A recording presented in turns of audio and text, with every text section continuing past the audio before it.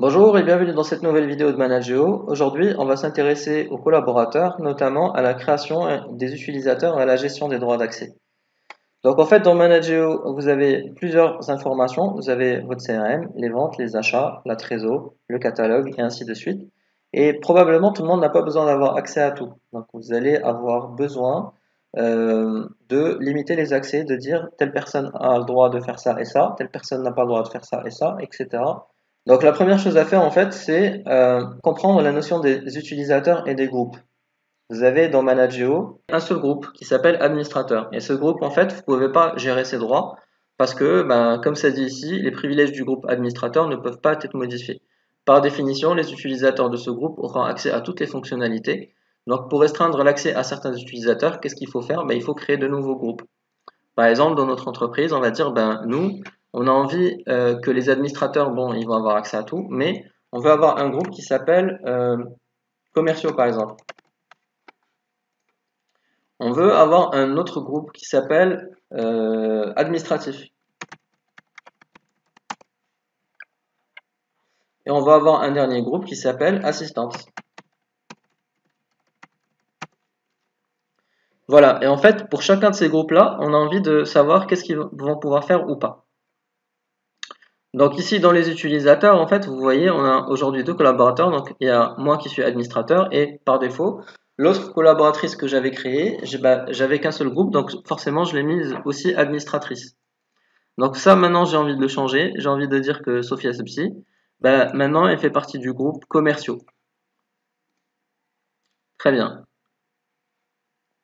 Donc là, que je l'ai mise dans le groupe commerciaux, techniquement, elle n'a pas accès à grand-chose puisque ce groupe, je viens de le créer et que par défaut, il n'a accès à rien du tout. Donc j'ai mis dans commerciaux. Il y a un seul collaborateur maintenant dans commerciaux. Je vais faire gérer les accès et vous allez voir en fait que dans les différents modules de manager qui sont là, donc là vous avez compte. En fait, ce compte, ça correspond au compte. Vous avez l'agenda, vous avez la gestion commerciale, vous avez le recouvrement. Ici, on a la gestion commerciale, on a les emails, on a les fichiers, la trésorerie prévisionnelle, on a le catalogue et ainsi de suite. Est-ce que la personne qui est commerciale a besoin de gérer la trésor? Non.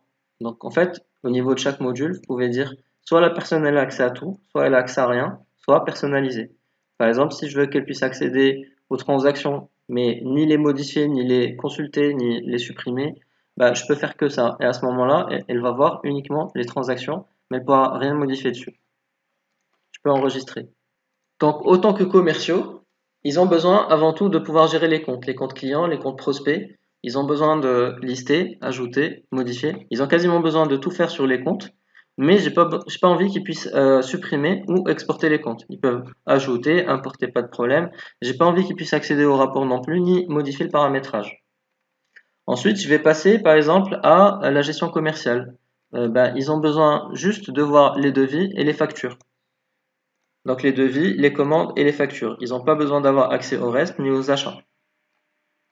Ils ont besoin de consulter les documents, donc consulter les devis, pas de problème.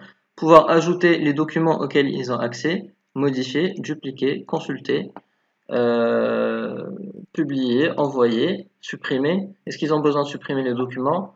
Je peux leur laisser parce que j'ai pas envie de les bloquer non plus, sachant que si je supprime un document, j'ai quand même l'historique et j'ai quand même la corbeille où je peux voir qui a fait quoi.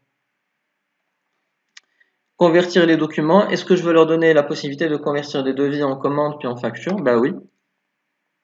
Est-ce qu'ils ont besoin de changer les statuts? Ça, par exemple, cette règle-là, elle permet en fait, est-ce que je veux ignorer les règles de contrôle pour ce groupe-là? En fait, non. Par exemple, si une facture a été validée, mais qu'il n'y a pas de règlement qui a été saisi, ils peuvent pas passer sur le statut payé. Ils peuvent pas mettre une facture payée s'ils saisissent pas de règlement. Pareil, une facture qui est payée, ils peuvent pas revenir au statut brouillon parce que justement, il y a des règles de contrôle que seul l'administrateur peut surpasser. Envoyer les accusés de réception de règlement, oui. Autoriser les dates d'émission antérieures, par exemple, non. Par exemple, pour les BL, il y a des entreprises qui souhaitent que leurs collaborateurs ne puissent pas éditer des BL avec des dates antérieures à la date d'aujourd'hui. Donc, il ne faut pas activer cette option-là si vous voulez faire la même chose. Paramétrage des documents, ben non. Consulter les rapports de vente et les achats, non, ça m'intéresse pas de leur donner les accès. Je préfère être le seul à avoir la main sur ça. Est-ce que je veux qu'ils puissent consulter le catalogue des articles? Bien sûr, je veux qu'ils puissent consulter le catalogue. Je veux qu'ils puissent consulter les fiches articles. Je veux pas qu'ils puissent supprimer, ni modifier, ni ajouter. Est-ce que je veux que les commerciaux aient une visibilité sur les prix de revient? Non. La trésorerie, on a vu qu'ils peuvent voir les transactions, mais ni les modifier, ni rien du tout. Ils peuvent pas non plus ajouter d'autres utilisateurs. Il n'y a que moi qui a le droit d'ajouter d'autres utilisateurs. Et ainsi de suite. Est-ce que je veux qu'ils puissent envoyer des emails? Oui. Alors, qu'est-ce qu'on peut faire encore? L'agenda, est-ce qu'ils peuvent voir l'agenda? Bah oui. Donc, je veux qu'ils puissent voir l'agenda, puissent consulter les tâches, consulter les rappels. Ils peuvent créer des tâches, créer des événements sans problème.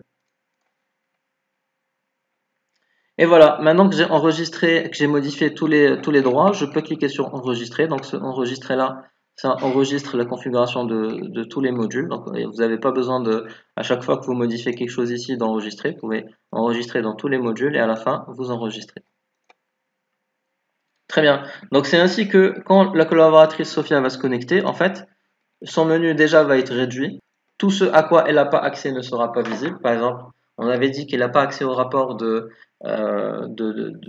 CRM, donc elle ne pourra pas les voir. Elle n'a pas accès aux achats, donc tout le menu achat avec ses sous-menus ne sera pas visible.